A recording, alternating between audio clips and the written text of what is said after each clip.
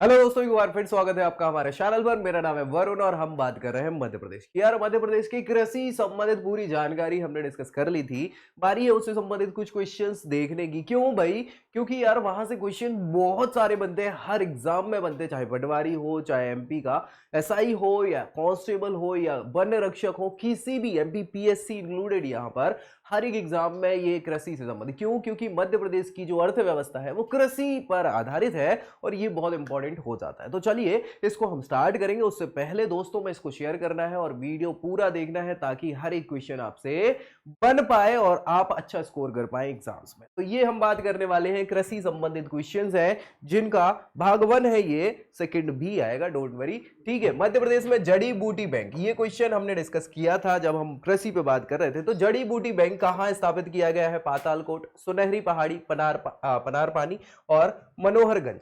तो भैया ये हमने डिस्कस किया था और आंसर आपको पता है क्या है? पनार पानी। इसमें जो है ये जड़ी बूटी बैंक है ना, पचमढ़ी में स्थापित किया गया है। मध्य प्रदेश में सर्वाधिक पशु घनत्व तो किस जिले में है? ये भी हमने डिस्कस किया था, है ना, किया था ना। पशु वाली सारी चीज पे बिल्कुल पशु की वीडियो हम बिल्कुल बना चुके हैं। इसमें होशंगाबाद, टीकमगढ़, बैतूल या रीवा। और आंसर आपको पता है टीकमगढ़ जो है इसमें सबसे ज्यादा पशु घनत्व जो है पाया जाता है। और ये क्वेश्चन कई बार पूछा जा चुका है, इसलिए इसको याद रखना है। पशुधन की हमने बहुत अच्छे से बात करी थी। मध्य प्रदेश बीज फार्म विकास निगम, इसका मुख्यालय जो है वो कहां पर स्थित है? इंदौर, भोपाल, जबलपुर या ग्वालियर। और हमें पता है आंसर क्या है इसका? भोपाल। जो हमने डिस्कस किया था, सारे के सारे डिस्कशन इस पे हमने वीडियो में करे थे। तो जिनने वो वीडियो नहीं देखी, वो कृषि वाली, पशुपालन वाली, वो जाके एक बार देख लो ताकि सारी चीजें आपके दिमाग में फिट हो जाए, टेंशन ही खत्म हो जाए। मध्य प्रदेश में हरित क्रांति हमने डिस्कस किया था।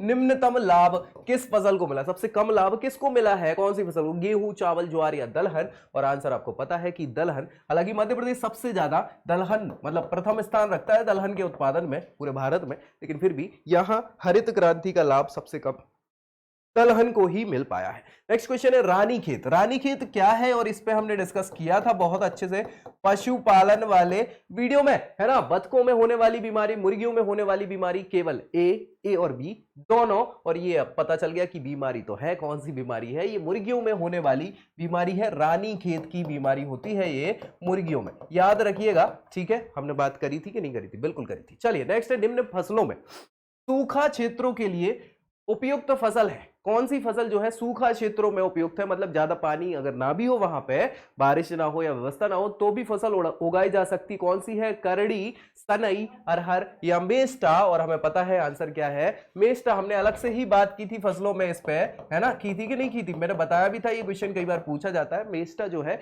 कम जल वाली सिंचाई वाली व्यवस्थाओं में भी उगाया जा सकता है। नेक्स्ट, मध्य प्रदेश में गेहूं की सबसे ज्यादा उपज दर किस जिले में पाई जाती? सबसे ज्यादा गेहूं कहां होता है? इंदौर, बालाघाट, छिंदवाड़ा या रतलाम। और आंसर पता है कि भैया रतलाम में उपज दर गेहूं की सबसे ज्यादा है। हमने ये डिस्कस किया भी था, है ना। बिल्कुल। चलिए नेक्स्ट है, मध्य प्रदेश में किस देश के सहयोग से महिला कृषकों के प्रशिक्षण की योजना बनाई हुई है? इंग्लैंड, डेनमार्क, फ्रांस या जापान। और आंसर हमें पता है क्या है भैया? डेनमार्क के सहयोग से महिला प्रशिक्षण हमें जो है महिला कृषकों का प्रशिक्षण करना है। ये हमने योजना मध्य प्रदेश सरकार ने बनाई हुई है। नेक्स्ट, केंद्र सरकार की थ्रस्ट योजना।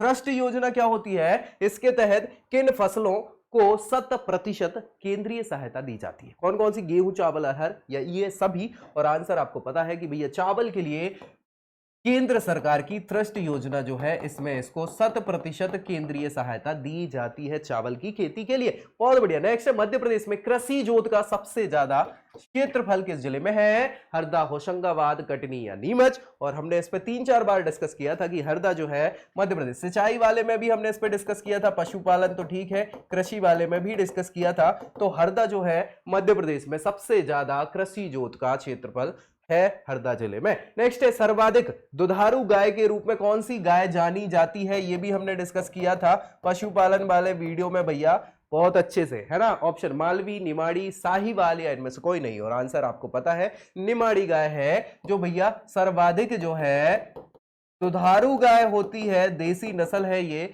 गाय की, है ना। गौवंश की हमने बात करी हुई थी सारी प्रजातियों की। नीली क्रांति का संबंध किससे है, किससे संबंधित है? मत्स्य उत्पादन से, गौवंश से, मक्खी पालन से या मुर्गी पालन से। और नीली क्रांति हमें पता है मछली उत्पादन से संबंधित है ना। मत्स्य उत्पादन से संबंधित, मछली पालन से संबंधित नीली क्रांति का संबंध है। मध्य प्रदेश में मूंगफली का सबसे ज्यादा उत्पादन किस जिले में होता है या कौन है उत्पादक? जिला सबसे बड़ा खंडवा, खरगोन, बड़वानी। और ऑप्शन के हिसाब से आंसर क्या है भैया आपका यहां पर? खरगोन जो है वो पश्चिमी निमाड़ कहलाता है और इसमें मूंगफली का सबसे ज्यादा उत्पादन किया जाता है, याद रखिएगा। चलिए नेक्स्ट क्वेश्चन। मध्य प्रदेश में प्रमुख कपास उत्पादन वाला जिला कौन सा है? सबसे ज्यादा कपास किस जिले में उगाया जाता है? पूर्वी मध्य प्रदेश, पश्चिमी मध्य प्रदेश, दक्षिणी मध्य प्रदेश या उत्तरी मध्य प्रदेश? तो हमें पता है कि ये कौन सा है, पश्चिमी मध्य प्रदेश का हिस्सा है। ये पूरा काली मिट्टी वाला क्षेत्र है और यहां पर ही क्या है भाई साहब, आपका कपास सर्वाधिक उगाया जाता है। नेक्स्ट है, राज्य में उन्नत बीजों का, क्या भैया, उन्नत बीजों का सर्वाधिक प्रयोग किस क्षेत्र में किया जाता है? चंबल घाटी, मुरैना, डिंडोली या फिर हरदा? और आंसर आपको पता है कि चंबल घाटी में सबसे ज्यादा उन्नत बीजों का उपयोग किया जाता है। चंबल क्षेत्र ये वाला है ना। यहां पर ही क्या है, उन्नत बीजों का सर्वाधिक प्रयोग किया जाता है। राज्य में बीज प्रमाणीकरण संस्था, बीजों को प्रमाणीकरण देने वाली संस्था है ये। इसकी स्थापना कब की गई थी? 1980, 81, 82 या 83? और आंसर हमें पता है, हमने डिस्कस किया था 1980 में बीज प्रमाणीकरण संस्था जो है स्थापित करी गई थी मध्य प्रदेश में। ये करी थी हमने बात, बिल्कुल। नेक्स्ट आंसर क्वेश्चन पहले, फिर आंसर पे डिस्कस करेंगे। राज्य में सर्वाधिक शुद्ध कृषित भूमि, सबसे शुद्ध कृषित भूमि किस जिले में पाई जाती है? उज्जैन, इंदौर, होशंगाबाद या जबलपुर? और आंसर हमें पता है क्या है आपका? उज्जैन, महाकाल की नगरी is the answer is right. ठीक है भैया, शुद्ध कृषि भूमि जो है उज्जैन जिले में सर्वाधिक पाई जाती है। बहुत बढ़िया। नेक्स्ट है आपका, राज्य में न्यूनतम शुद्ध कृषित भूमि किस जिले में पाई जाती है? ग्वालियर, भोपाल, इंदौर या मंडला? और आंसर आपको पता है कि क्या है भैया? मंडला। बिल्कुल भैया, सिंचाई में भी बात करी, कृषि में भी बात करी। ये दोनों क्वेश्चन और बहुत सारे क्वेश्चन हम अभी तक डिस्कस कर चुके हैं। तो जिनने ये वीडियोस नहीं देखी है, प्लेलिस्ट में जाके देख लो एक बार, ताकि भाई आपसे क्वेश्चन छूट ना पाए, कॉन्सेप्ट क्लियर हो जाए, ताकि भाई जल्दी से जल्दी सिलेक्शन हो जाए आपका। नेक्स्ट, मध्य प्रदेश में गेहूं का सबसे ज्यादा उत्पादन किस जिले में होता है? किस जिले में गेहूं का सर्वाधिक उत्पादन होता है? होशंगाबाद, उज्जैन, मंडला या विदिशा? और आंसर हमें पता है, हमने बात करी हुई थी, तो आंसर है होशंगाबाद, है ना भैया। सबसे ज्यादा गेहूं का उत्पादन होशंगाबाद में होता है और ये लगभग तीसरे चौथी बार हम डिस्कस कर रहे हैं क्वेश्चन के रूप में। इसके अलावा जब पढ़ रहे थे तब भी हमने डिस्कस किया हुआ था। चावल का सर्वाधिक उत्पादन मध्य प्रदेश में किस जिले में होता है? कौन से जिले में सबसे ज्यादा चावल उगाया जाता है? ग्वालियर, मुरैना, बालाघाट या मंडला? और हमने डिस्कस किया था, बिल्कुल आंसर है आपका बालाघाट। बालाघाट जो है सबसे ज्यादा चावल का उत्पादन होता है मध्य प्रदेश में और बालाघाट अपने आप में बहुत ज्यादा फेमस है। ये है बालाघाट, है ना। बहुत बढ़िया। चलिए, चने के उत्पादन में मध्य प्रदेश का देश में कौन सा स्थान है? कौन सा स्थान है चने उत्पादन में? और हमने ये बात कृषि में करी थी, प्रथम, द्वितीय, तृतीय या चतुर्थ? तो भाई साहब बिल्कुल आंसर है आपका पहला, है ना। प्रथम स्थान है चने के उत्पादन में पूरे भारत में मध्य प्रदेश का। याद रखना है, चने से दाल भी बनती है और चना सब्जी भी बनती है, बहुत सारी चीजें हैं। और वो भी बनता है चने से, वो जिससे हम नमकीन वगैरह बनाते हैं, वो पीला पीला सा जो होता है, समझ गए। मध्य प्रदेश की प्रमुख व्यापारिक फसल कौन सी है? चना, गन्ना, मूंगफली या सोयाबीन? और हमें पता है आंसर इसका क्या है भाई? सोयाबीन। सोया स्टेट कहा जाता है मध्य प्रदेश को। सबसे ज्यादा पूरे भारत में लगभग 90% के आसपास सोयाबीन का उत्पादन मध्य प्रदेश में किया जाता है और ये सबसे ज्यादा प्रोटीन रिच फसल होती है, याद रखिएगा। मध्य प्रदेश कृषि प्रधान अर्थव्यवस्था वाला राज्य है, ये तो हमें भी पता है, बिल्कुल सही बात है। और प्रदेश के कितने भूभाग पर खेती की जाती है, कृषि की जाती है? 39%, 49%, 50 या 51%? और हमने डिस्कस शुरू में ही कर लिया था, बिल्कुल आंसर हमारा क्या है? 49% क्षेत्र पर क्या होती है भैया? कृषिगत व्यवस्थाएं या खेती करी जाती है मध्य प्रदेश के क्षेत्रफल के। बहुत शानदार। नेक्स्ट है, मध्य प्रदेश में अफीम, इसका उपयोग औषधि बनाने में किया जाता है ना, ठीक है। तो ड्रग्स बनाने में भी किया जाता है, काय को झूठ बोलूं भाई। हाँ, हेरोइन, अफीम, हेरोइन वगैरह इसी से बनता है। अफीम का उत्पादन किस जिले में होता है? खंडवा, मंदसौर, खरगोन, मंडला? हाँ, और आंसर आपको बहुत अच्छे से पता होगा भैया, तुम बड़े लोग। ठीक है, मंदसौर आंसर है। मंदसौर के अलावा नीमच में भी होती है अफीम, याद रखिएगा। और नीमच भी मंदसौर से ही मिलकर बना है। ये आप इधर देख पा रहे हैं ना, ये मंदसौर वाला ही पोर्शन। ठीक है। चलिए नेक्स्ट है भैया अंगूर अनुसंधान। ये कई बार पूछा गया क्वेश्चन है और इसको तो भूलना ही नहीं है। कहां स्थापित किया जा रहा है? खंडवा, रतलाम, अलीराजपुर या देवास। और आंसर आपको पता है कि रतलाम में क्या है भैया? अंगूर अनुसंधान केंद्र स्थापित पूछा जा चुका है, तो इसमें कोई समस्या है नहीं। कई बार ये क्वेश्चंस पूछे जा चुके हैं तो इनको भूलना तो है ही नहीं अपने को। अन्नपूर्ण सूरजधारा योजना, अन्नपूर्णा सूरजधारा योजना किस वर्ष प्रारंभ की गई थी? और ये हमने डिस्कस किया था, बिल्कुल किया था। 2000, 2001, 2001, 2002, 2001, 2003, 2003, 2004। और आंसर आपको पता है क्या है? 2001 में ये अन्नपूर्ण सूरजधारा योजना जो है ये स्टार्ट करी गई थी मध्य प्रदेश सरकार के द्वारा। हाँ, चलिए नेक्स्ट क्वेश्चन है आपका, राज्य में विशेष पशु प्रजनन कार्यक्रम, संकर जर्सी मादा वत्स पालन कार्यक्रम, इसके अंतर्गत किस वर्ष इसकी शुरुआत की गई थी? 1975-76, 1976-77, 77-78 या 78-79। और आंसर हम सभी को पता है क्या है? 75-76 में। 1975-76 में ये जो कार्यक्रम है पशु प्रजनन कार्यक्रम के अंतर्गत शुरुआत की गई थी। किसकी? संकर जर्सी मादा वत्स पालन कार्यक्रम की। बहुत बढ़िया। राष्ट्रीय सोयाबीन अनुसंधान केंद्र, ये तो 50 बार ये क्वेश्चन पूछा जा चुका है और आंसर आपको पता होना चाहिए। रतलाम, भोपाल, बड़वानी या इंदौर। और आंसर आपका क्या है? इंदौर जिले में बिल्कुल सोयाबीन अनुसंधान केंद्र जो है वो स्थापित किया गया है। और ये हम कई बार डिस्कस कर भी चुके हैं, याद रखिएगा, भूलना नहीं है। ये क्वेश्चन कई बार पूछा जाता है और पूछा जाएगा। ठीक है। जवाहरलाल नेहरू विश्वविद्यालय कहां पर स्थित है? ये कृषि विश्वविद्यालय मध्य प्रदेश का पहला। जबलपुर, ग्वालियर, धार या इंदौर। और आंसर आपको पता है, हमने बात करी भी हुई थी। ठीक है। जबलपुर में जो है ये कृषि विश्वविद्यालय स्थापित किया गया है।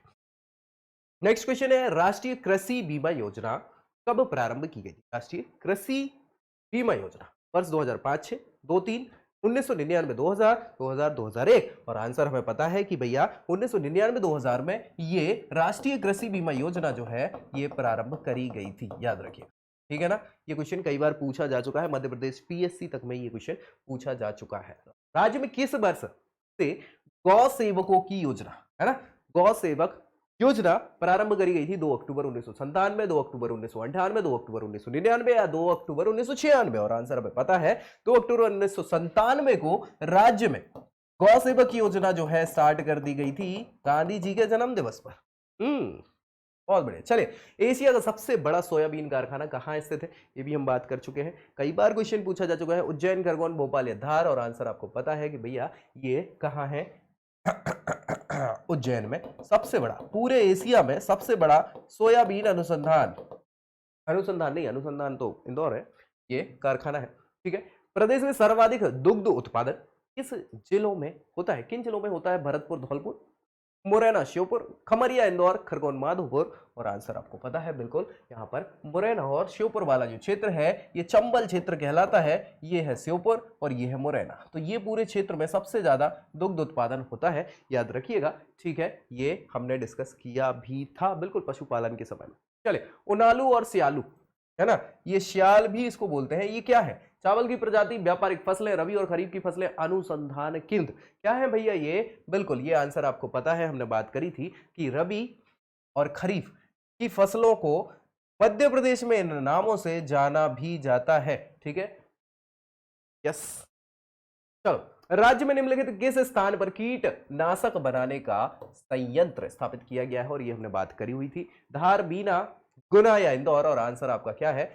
बीना में ये फर्टिलाइजर बनाने का कारखाना है, कीटनाशक बनाने का, फर्टिलाइजर नहीं, पेस्टिसाइड्स बनाने का। फर्टिलाइजर तो उर्वरक होता है ना। बीना में ये बनाया गया है कारखाना। मध्य प्रदेश राज्य कृषि विपणन बोर्ड, यही सारा का सारा कारनामा देखती है, विपणन करती है कृषि उत्पादों का।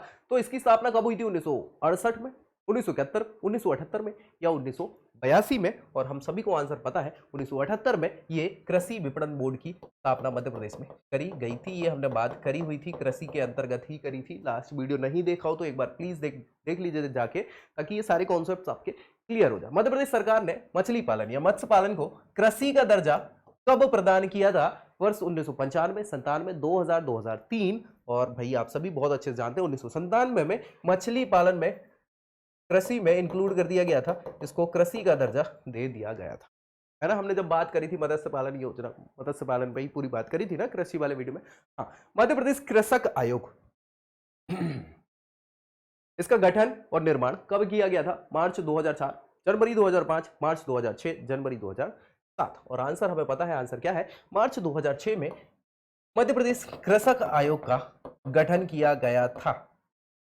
जी हाँ, भोपाल। मध्य प्रदेश किस फसल का सबसे अधिक उत्पादन करता है? चावल, गेहूं, ज्वार या सोयाबीन? तो बिल्कुल आंसर आपका सोयाबीन है। अगर ऑल ओवर दृष्टि से देखा जाए तो पूरे भारत का लगभग 85 से 90% जो सोयाबीन है ये मध्य प्रदेश उत्पादित करता है। लेकिन वैसे ऑल ओवर प्रोडक्शन की बात करें मध्य प्रदेश में तो गेहूं सबसे ज्यादा उगाया जाता है ना। लेकिन चूंकि ये सब सर्वाधिक है पूरे भारत में, इसलिए इसकी बात चल रही है, लेकिन गेहूं का यूज हो जाता है मध्य प्रदेश में ही हो जाता है। ठीक है, नवजीवन योजना का संबंध किससे है? स्वास्थ्य, भूखंड उपलब्धता, समाज सेवा या कृषि? और आंसर हमें पता, हमने डिस्कस किया था, भूखंड की उपलब्धता, तभी तो जाके आप भूमि जब होगी उपलब्ध तभी तो कृषि कर पाएंगे ना भैया। यहाँ पर भूखंड उपलब्धता जो है नवजीवन योजना से संबंधित है, याद रखिएगा। और इसी के साथ भाई ये हमारे पहले क्वेश्चंस जो हैं कृषि से संबंधित समाप्त होते हैं। अगले वीडियो में हम कुछ और क्वेश्चंस लेके आ रहे हैं ताकि सारे के सारे क्वेश्चन यहीं कंडक्ट हो जाएं और समस्या ही आपकी खत्म हो जाए, क्योंकि यहां से 2-3 क्वेश्चन हर एग्जाम में पूछे जाते हैं। वीडियो अच्छी लगी हो तो इसको लाइक करना है, दोस्तों में शेयर जरूर कर दीजिएगा और चैनल सब्सक्राइब करना है ताकि मध्य प्रदेश की सारी तैयारी आपकी इसी चैनल पर हो पाए। और अगले वीडियो के साथ मिलेंगे, तब तक के लिए जय हिंद।